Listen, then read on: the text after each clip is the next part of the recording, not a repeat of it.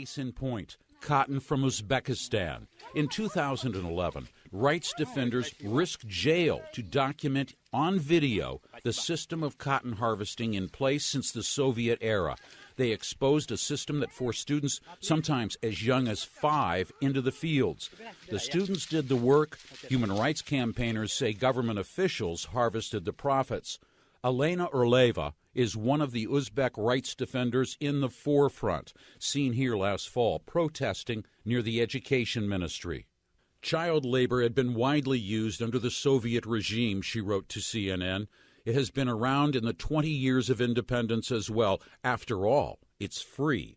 Children and their parents have been taught that cotton is the white gold and national pride of the country. Those who disagree have been presented as enemies of the state. Uzbekistan is the world's second-largest cotton exporter. After the expose videos, growing international pressure forced the government to officially ban the use of child labor and coercive tactics. Fast forward to last November's harvest. Human rights activists in Uzbekistan say the worst practices were easing, but local officials were still forcing older students out of their classrooms and into the field. Though it would not seem so based on Uzbekistan's actions, there actually are international standards when it comes to the issue of workplace rights. These were first established in 1919 when the International Labor Organization was founded as one of the programs of the League of Nations shortly after World War I. Though the human rights movement didn't fully develop until after World War II, the International Labor Organization certainly helped to bring the topic into conversation. Workplace standards were recognized as an essential element to the human rights movement by many, as can be seen by the fact that 185 out of the 206 countries in the world now compose the International Labor Organization. The former Director General of the International Labor Organization, Juan Semovia, stated that working for social justice is our assessment of the past and our mandate for the future.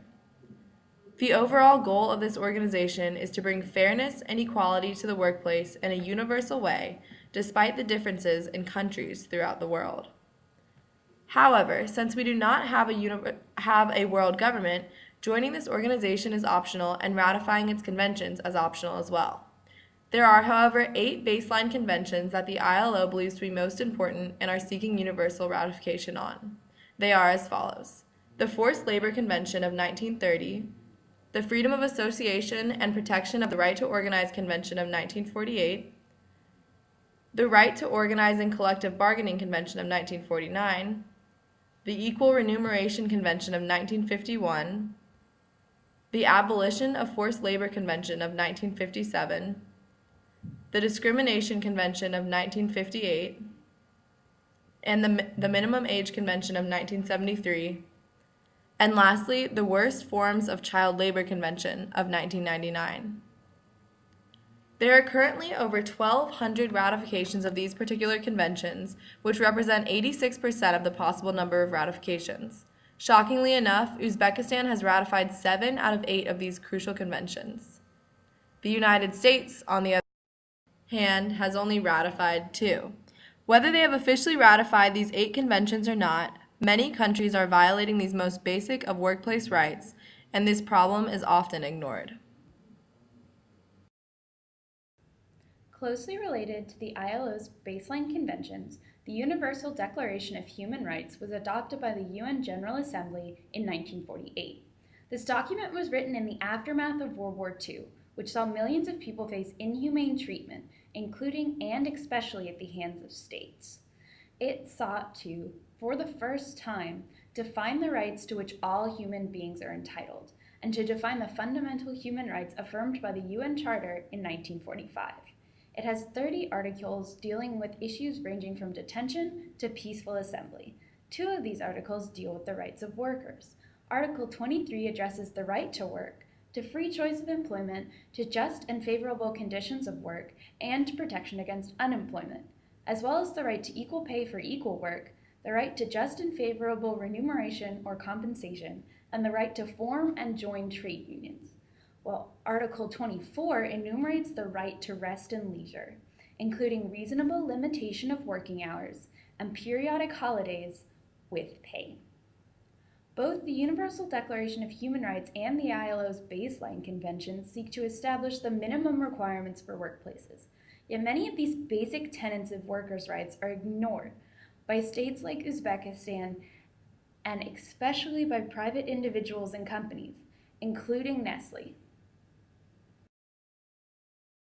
It is incredibly important to include private companies in the discussion of workplace standards. In fact, private corporations are actually the biggest source of the problem when it comes to forced labor. The ILO defines forced labor as all work or service which is exacted from any person under the menace of a penalty and for which the said person has not offered himself voluntarily. According to this definition, the ILO estimates that there are at least 20.9 million people in forced labor worldwide. This can be broken down into state-imposed forced labor, forced sexual exploitation, and exploitation by the private sector. The private sector takes up approximately 70% of this pie, which means that eliminating forced labor by private companies would save 7 out of 10 victims of forced labor.